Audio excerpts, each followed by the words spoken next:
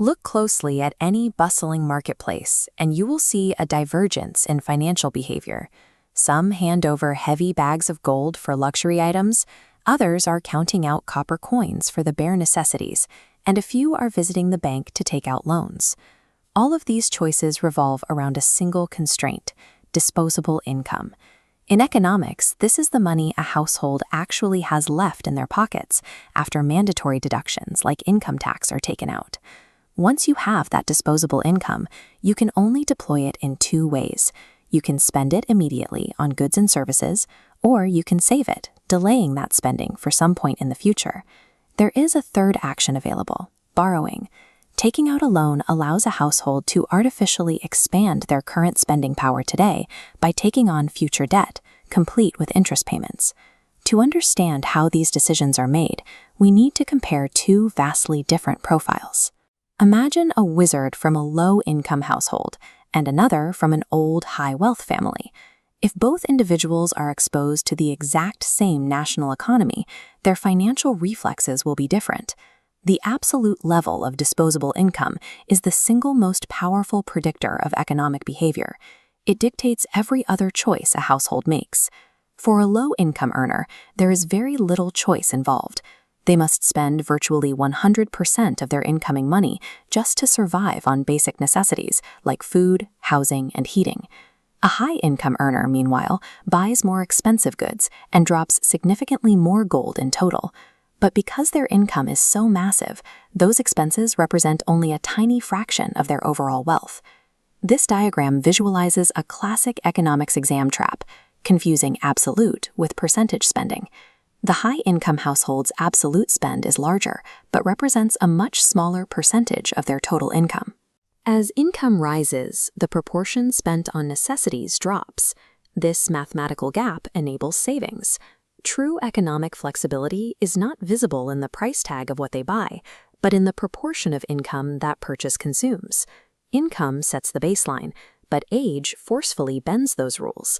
In the early stage of the financial life cycle, young adults typically earn very low incomes, but maintain high spending habits to support their lifestyle, often relying on borrowing to bridge the gap. As people reach middle age, they usually hit their peak earning years. They secure permanent employment, pay off student debt, and aggressively shift their behavior to save for their children's education and their own eventual retirement. After retirement, the cycle inverts into what economists call dis-saving. With their working income gone, elderly individuals spend down the capital they spent decades accumulating. Cultural attitudes also warp the baseline. In some societies, using credit to buy luxury goods is the norm. In others, conservative financial values push people to stockpile their earnings for unforeseen emergencies. Two households can bring in the exact same disposable income, but their life cycle position and cultural background will drastically alter their final savings ratio. Personal habits only hold up until they collide with a macroeconomic shock. Consider what happens when the central bank suddenly raises the national interest rate. This flowchart tracks the immediate domino effect. As interest rates rise, the cost of borrowing goes up, so demand for credit drops. In parallel, savings accounts yield higher returns. People willingly lock their money away, actively draining consumer spending out of the broader market. Then there is consumer confidence. If catastrophic news breaks, say an economic collapse or the return of a dark wizard, public optimism evaporates instantly. Fearing they might lose their jobs during a crisis, consumers halt all non-essential purchases. They hoard their cash, turning to savings out of sheer self-preservation. External forces like interest rate hikes and public fear possess the power to override even the strongest personal spending habits. Income, age, culture, interest rates, and consumer confidence form an interconnected web that dictates exactly how money moves through households. These variables reveal a surprising outcome.